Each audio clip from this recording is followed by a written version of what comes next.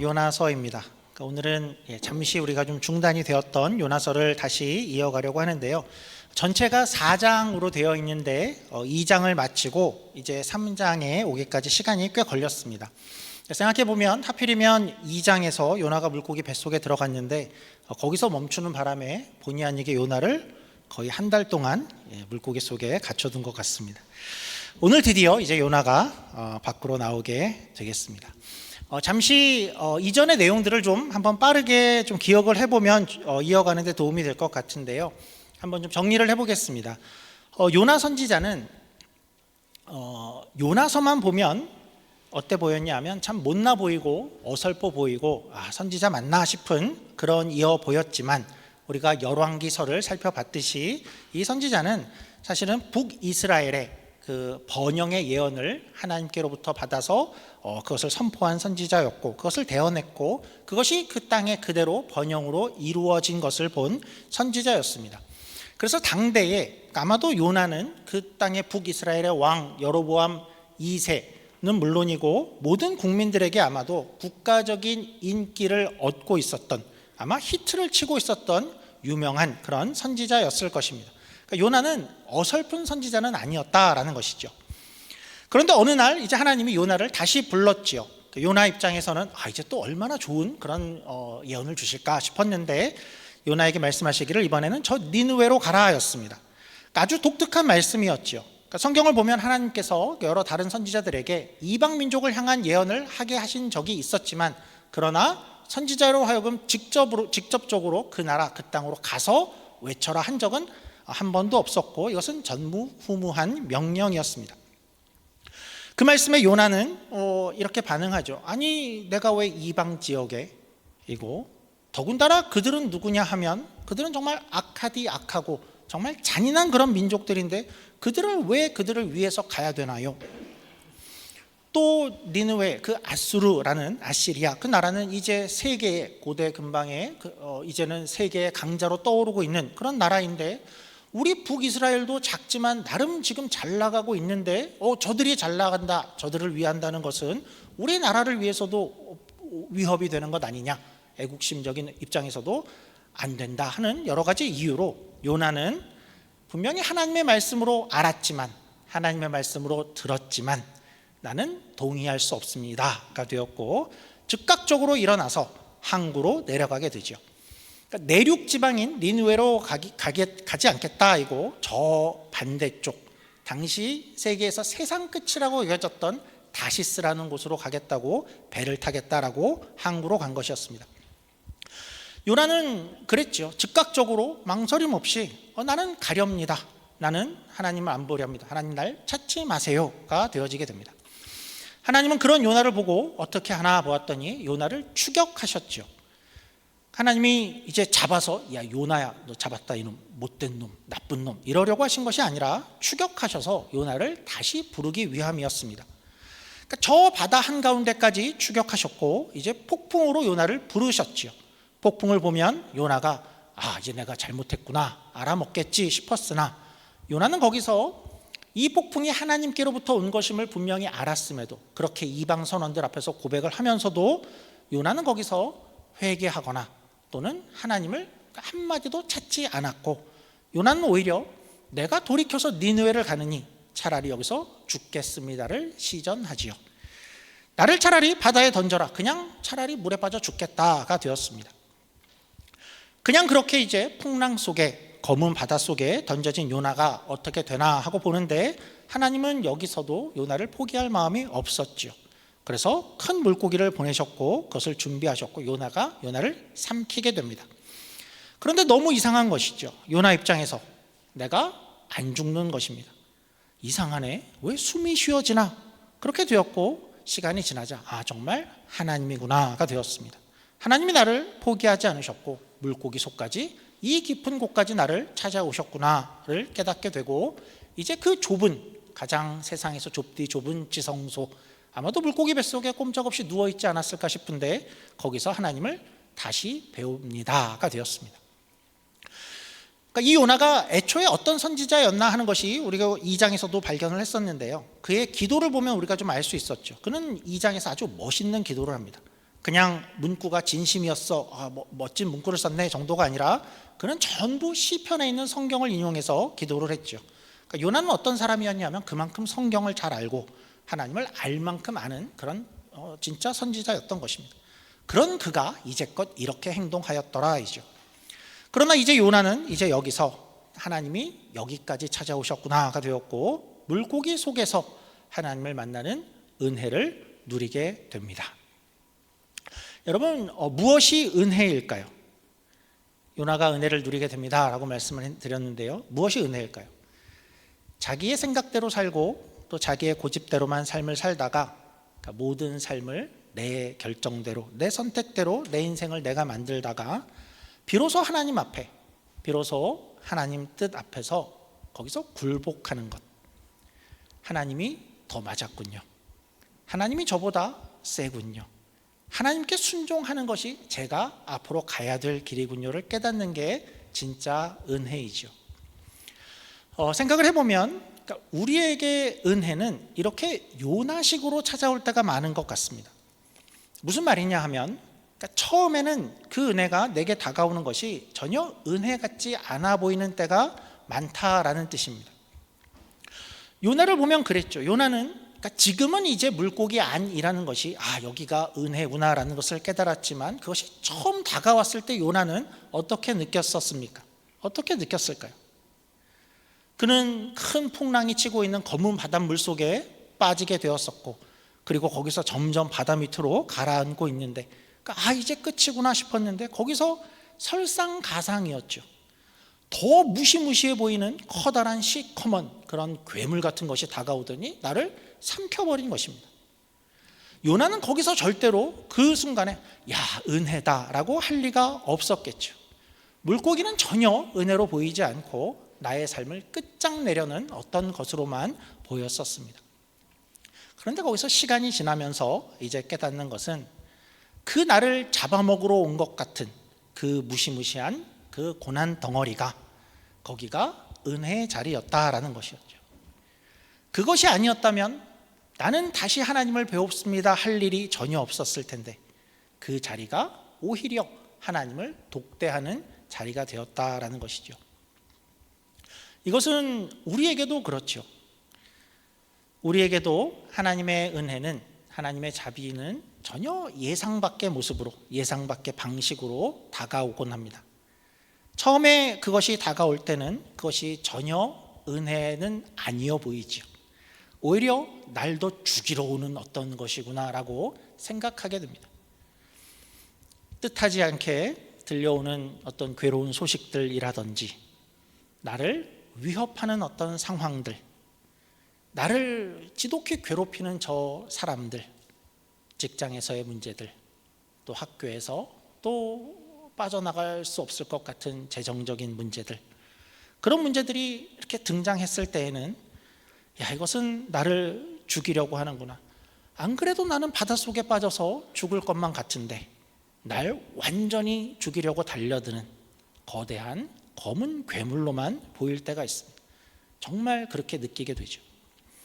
그런데 그런 상황이 뜻하지 않게 그것이 우리에게 은혜의 장소 또 자비로 이끄는 시간이 되기도 하는 것이죠. 우리는 주로 거기서 바뀌어지곤 하는 것입니다. 그런 상황들 속에서 우리는 시간을 지내면서 거기서 우리는 비로소 우리의 뜻을 조금씩 내려놓게 되고 내 고집을 내려놓게 되고 내가 믿었던 내 능력을 조금씩 내려놓게 되죠. 그리고 내가 추구했던 목표들, 어떤 것을 추구했었죠? 요나 같으면 다시스였죠. 다시스는 어떤 곳이었죠? 다시스는 환상적인 곳이었죠. 미지의 세계였습니다. 성경으로 봐도 거기는 공작새가 있고 원숭이가 있고 금과 은이 풍부하고 아름다운 조각물이 있는 그런 곳이었습니다. 그러니까 우리는 그런 곳만 바라보고 이렇게 달려가다가 이제 다가온 어떤 검은 괴물로만 알았던 그 물고기 속에서 내가 추구했던 이전 것들을 내려놓게 되고 그리고 하나님을 만나게 되는 은혜의 장소가 되곤 하는 것입니다. 저는 이 시간 이런 축복이 우리 모두의 삶에 있기를 소원합니다. 여러분에게 갑자기 다가온 어떤 어렵고 고된 삶의 현실들 또 사건들 그런 문제들이 있을 텐데, 그것이 단지 여러분들을 죽이는 그런 문제가 아니라 거기가 우리에게 또 새로운 하나님을 만나는 성소가 되기를 축원합니다. 우리의 상상은, 우리는 상상할 수 없었지만 그것이 요나의 은혜겠죠. 요나서에서 보는 그곳이 하나님을 만나는 자리가 되어지는 자리가 되기를 원합니다.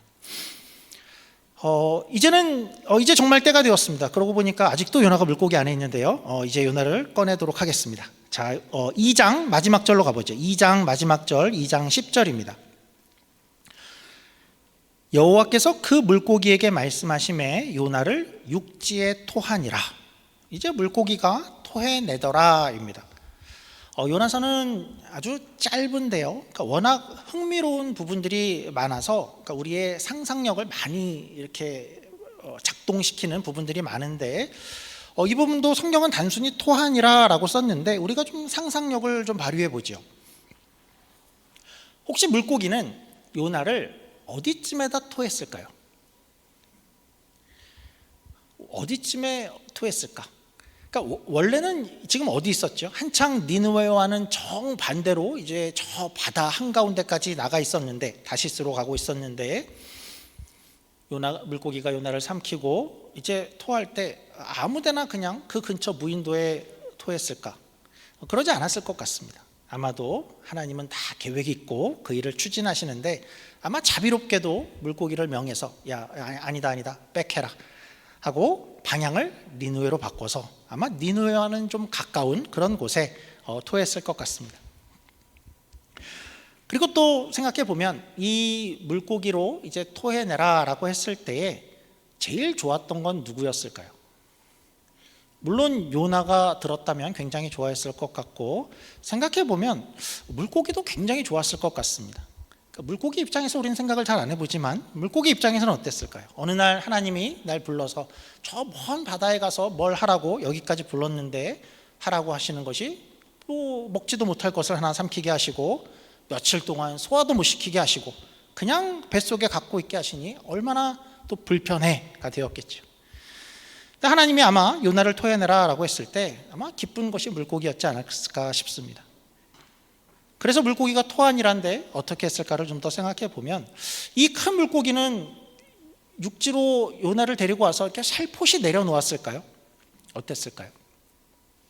큰 물고기는 절대로 이렇게 해변에 이렇게 기어오르고 그러지 못했을 것 같은데, 이 큰 물고기는 아마도 힘도 좋을 텐데 이 소식을 듣고 나도 이제 해방이다, 아마 기쁨에 바다 가운데서 평 하고 쏘아내지 않았을까 싶습니다. 저는 좀 이런 그림으로 상상을 하고 있습니다. 그러니까 큰 물고기가 해변까지 올라올 일은 없고 너무나도 좋았던 물고기가 이제는 요나를 쏘아 올렸고, 요나는 롤러코스터를 타듯이 육지에 모래에 내리게 되었을 것 같습니다.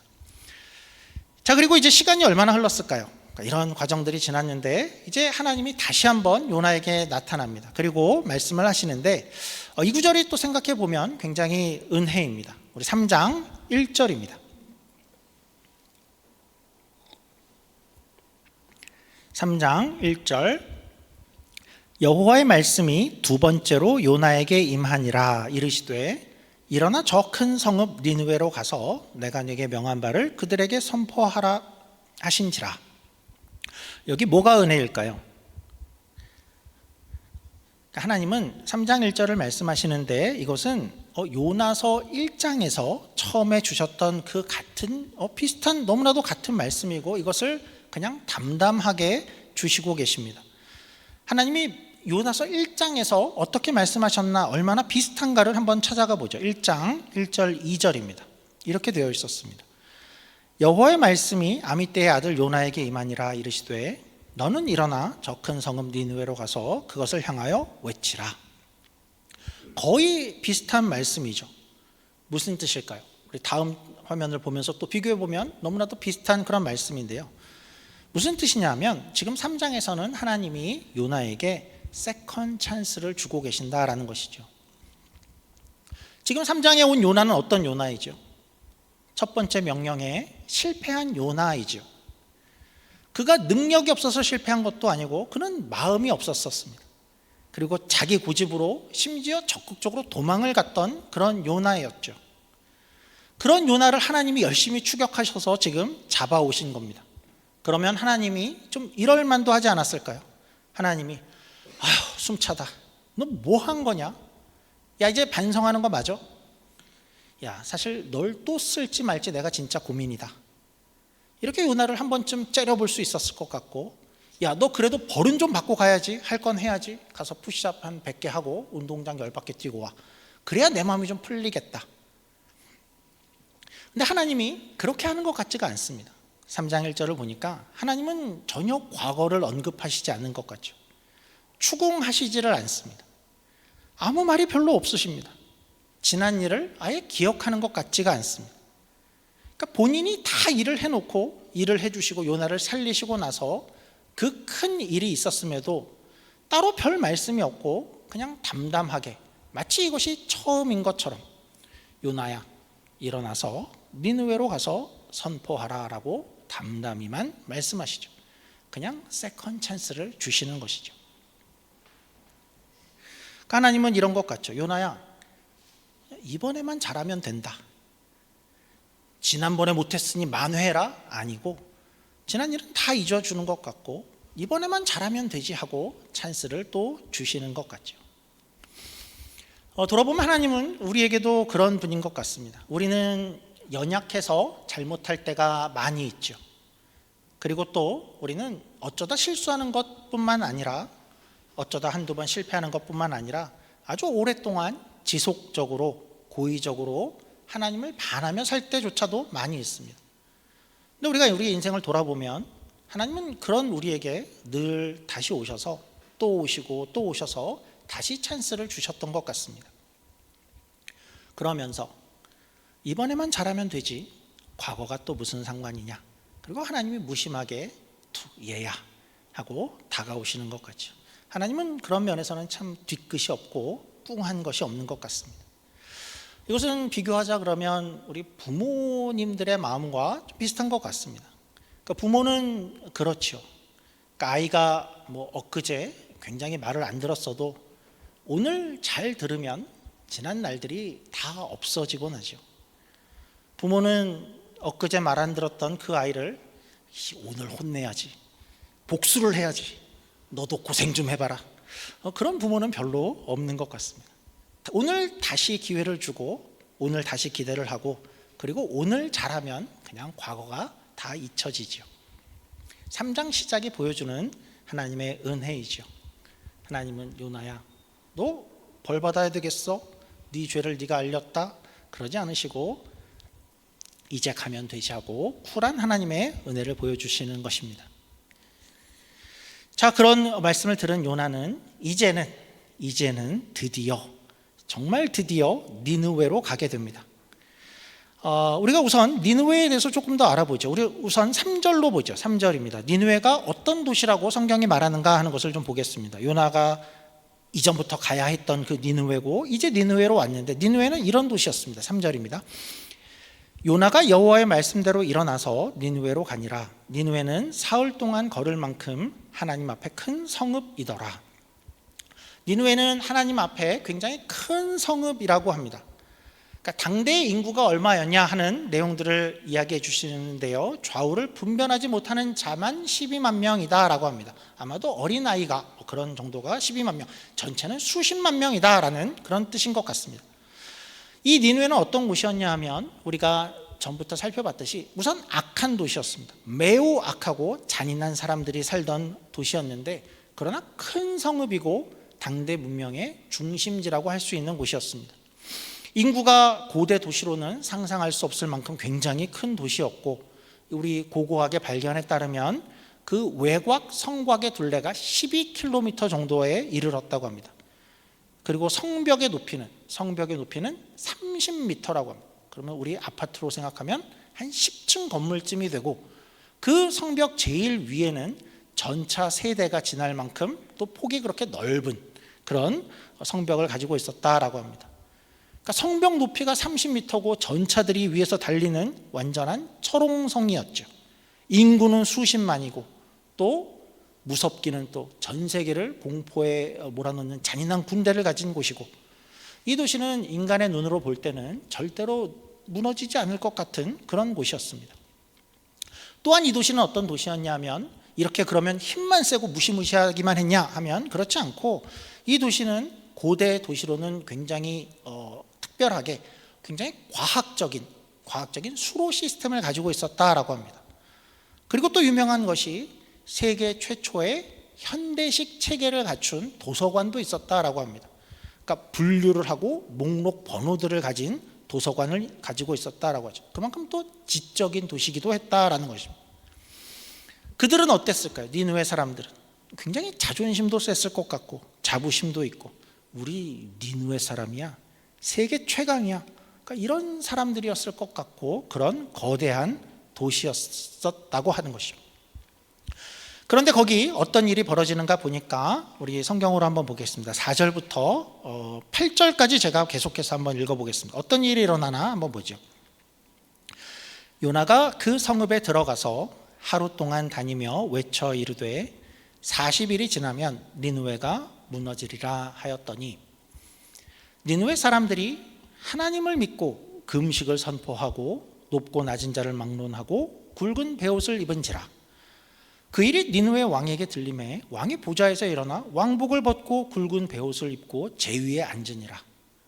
왕과 그의 대신들이 조서를 내려 니느웨에 선포하여 이르되 사람이나 짐승이나 소떼나 양떼나 아무것도 입에 대지 말지니 곧 먹지도 말 것이요 물도 마시지 말 것이며 사람이든지 짐승이든지 다 굵은 베옷을 입을 것이요 힘써 하나님께 부르짖을 것이며 각기 악한 길과 손으로 행한 강포에서 떠날 것이라.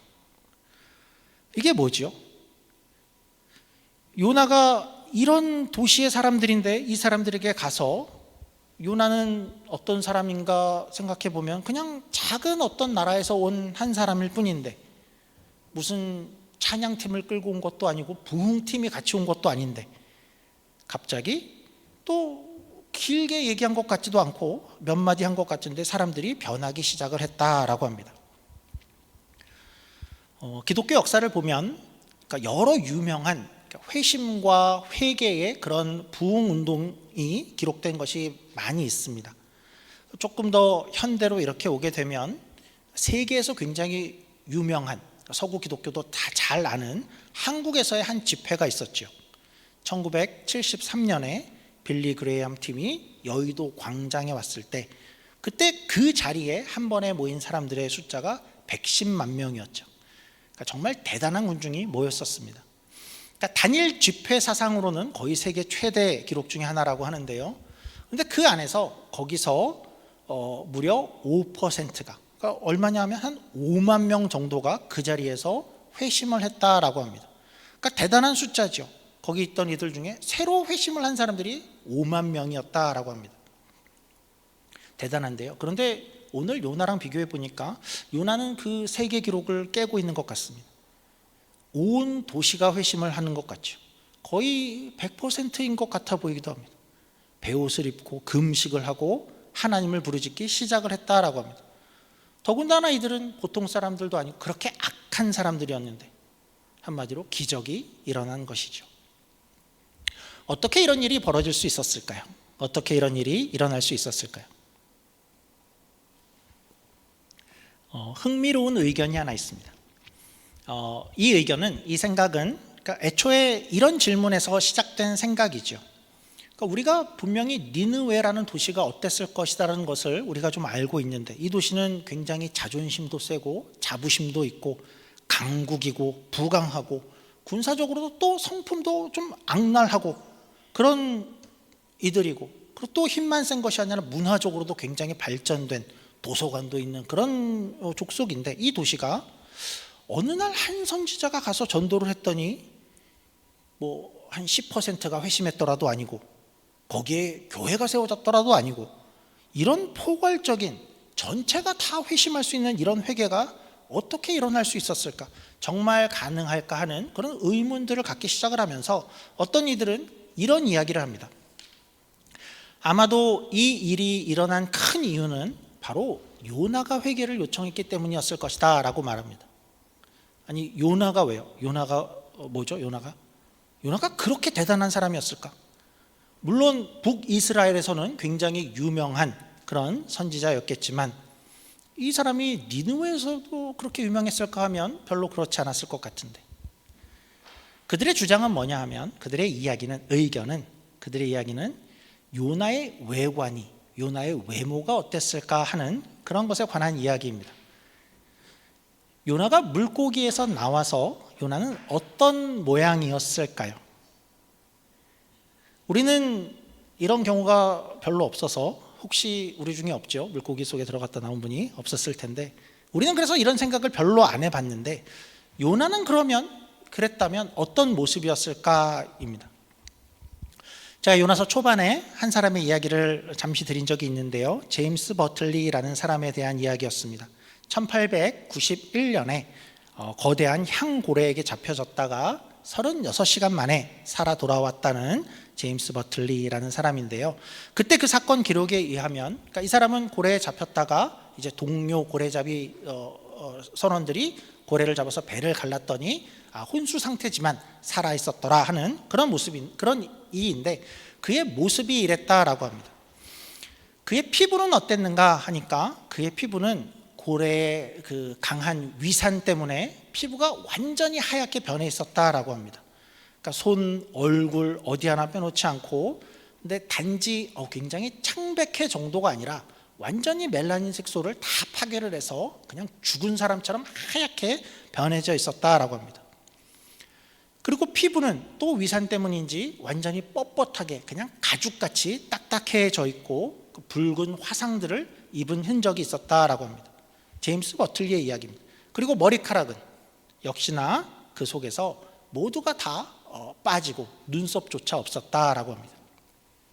그러니까 아마 인터넷을 보면 요나의 그림을 이렇게 만화식으로 그린 여러 장면들을 볼 때에 이렇게 대머리로 그린 그림들이 많이 있는데, 아마 이런 것들 때문에 그렇게 그렸을 것 같습니다. 그러니까 이제 우리가 상상해 보면 니느웨에 나타난 그 요나의 비주얼은 어땠을까? 요나의 비주얼은 매우 충격적인 그랬을 가능성이 굉장히 많다라는 것이죠. 요나도 아마도 피부가 아주 하얗게 변하고, 피부는 또 가죽처럼 딱딱해져 있고, 머리카락은 다 빠졌거나 탈색되었을 것이다. 소화액으로 인한 화상도 많았을 것이다. 그러니까 그런 사람이 니느웨에 들어왔다면 어땠을까? 또 그런 소문이 났다면, 저 사람은 외모가 왜 저래? 어떻대? 저 사람 물고기에 들어갔다 나왔대. 그런 사람이 와서 이렇게 이야기를 했다면, 40일이 지나면 무너진다라고 했을 때에 아마 니느웨 사람들은 특별히 더 큰 관심을 가지고 그를 주목했을 것이다 라고 그렇게 의견을 낸다라는 것입니다. 저는 그럴 수 있었을 것 같습니다. 분명히 그것이 한 몫을 했을 수 있었다라고 생각을 합니다. 그런데 그렇다고 해서 일리는 있지만, 그렇다고 해서 우리는 이 요나의 모습 때문에, 요나의 단지 그 모습 때문에 사람들이 다 놀라서, 그래서 전 국민적으로 왕과 저 하층민까지 다 회개했다라고 보기에는 조금 과장이 되어 보이죠. 어쩌면 니느웨 사람들은 요나의 그 모습이 굉장히 궁금하기는 했을 것입니다. 야, 이상한 모습의 사람이 왔어. 어떻게 사람이 저런 모습일 수 있어? 와서 구경거리로, 또는 장난삼아, 아니면 조금 더 주목은 할 수 있었을 것 같습니다. 그러나 전 국가적인 회개가 요나의 외모 때문이야 라고 말하기는 조금 어려워 보이죠. 어쩌면 오히려 야, 징그러워, 피하자 하는 사람들이 있었을 수 있겠죠. 자, 그러면 다시 생각해 보죠. 어떻게 이런 놀라운 일들이 일어날 수 있었을까요? 어떻게 이런 놀라운, 갑작스러운, 전 국가적인 이런 놀라운 회심과 부흥이 있을 수 있었을까요? 그것은 요나의 설교 때문도 아닐 것이고, 요나의 외관 때문도 아니고, 니느웨가 이렇게 반응한 것은 하나님이 먼저 가서 그들을 만져주셨기 때문일 것입니다. 하나님은 1장부터 니느웨를 계속해서 생각하고 계시고 기억하고 계셨죠. 그리고 요나를 불러오는 그 과정 가운데에도 아마도 하나님은 니느웨에 먼저 또 와 계셨을 것 같습니다. 요나가 성문에 발을 디디기 전에 아마 하나님은 먼저 니느웨 사람들을 만져주고 계셨던 것이죠. 우리는 이것을 선행적 은혜라고 이야기를 합니다. 성령님께서 그들의 마음을 기경하시고 마음밭을 준비시켜 놓은 것이죠. 표현하자면 이 일은 우리가 이렇게 표현할 수 있을 것 같습니다. 하나님이 미리 밥상을 다 차려놓고 요나는 가서 순종의 숟가락을 얹은 것이죠. 그때 대부흥이 일어난 것입니다. 부흥은 늘 그렇게 일어나죠. 부흥은 하나님이 하시는 일입니다. 우리에게도 부흥은 일어날까요? 우리는 때로는 이런 생각을 하기가 쉽죠. 우리는 우리의 모습을 보면서 굉장히 자신 없어 하기도 합니다. 내가 무슨 하나님의 일을 할 수 있겠어. 나는 실력도 없고 자격도 없고 세상적으로 봐도 별로 내세울 게 없는데 내가 뭘 하겠어. 또 우리 교회도 우리 교회는 작은 교회잖아. 뭐 큰 교회같이 체계적이고 전문적인 게 아직 별로 없어. 재정도 많이 부족해. 우리가 뭘 할 수 있겠어. 그런데 생각해 보면 요나는 우리보다 훨씬 더 그렇게 생각했었을 것 같습니다. 요나가 니느웨 성에 들어가는 자신의 모습을 보면서 이 괴물 같은 이 모습은 뭐냐. 사람들이 날 반기기나 할까. 피부는 이상해지고 화상은 입었고 머리는 다 빠지고 나는 이렇게 부족한데 뭘 할 수 있었을까 하지 않았을까요? 그런데 그곳의 부흥은 요나의 모습에 달려있지 않았고 하나님이 먼저 일하심에 달려있었던 것입니다. 오늘은 우리가 이런 우리의 인생과 또 우리 교회와 이런 부흥을 위해서 기대를 가지면 좋을 것 같습니다. 하나님 우리의 모습은 언제나 참 부족합니다. 그러나 하나님의 부흥은 또 하나님의 회심의 역사는 하나님의 일하심에 달려 있습니다. 우리의 모습이 부족하기에 우리는 하나님을 더 기대합니다 하는 그런 마음을 가지면 좋을 것 같습니다. 우리가 니느웨 부흥이 어떻게 일어났는가 하는 것을 살펴보면서 우리가 기억할 것은 요나의 어떤 모습이나 요나의 어떤 설교의 능력이 아니라 하나님이 그것을 어떻게 처음부터 계획하시고 준비하셨고 그것을 어떻게 준비하시고 실제로 일어나게 하시는가 하나님의 일하심에 그 부흥이 달려있다라는 것을 깨닫고 우리 가운데도 그런 일들이 있기를 같이 소원하는 저와 여러분이 되기를 주님의 이름으로 축원합니다. 기도하겠습니다. 하나님 감사합니다. 하나님 니느웨의 놀라운 부흥의 회개의 그러한 장면을 우리가 목도했습니다. 하나님 우리가 어떤 이유를 찾을 수 없습니다. 요나에게 무엇이 있었는가? 요나의 말씀 때문인가? 요나의 외관 때문인가? 그렇지 않고 하나님께서 준비하시고 하나님께서 하고자 하셔서 이 일이 일어났음을 우리가 다시 한번 확인합니다. 우리의 모습은 마치 요나와 같습니다. 우리가 뭘 할 수 있을까 하는 그런 생각들을 갖곤 하지만 이 모든 일이 또 하나님을 기대하고 또 하나님이 하시는 일임을 우리가 다시 한번 기억할 수 있는 우리 모두가 되게 하여 주시옵소서. 감사하며 예수님 이름으로 기도드립니다. 아멘.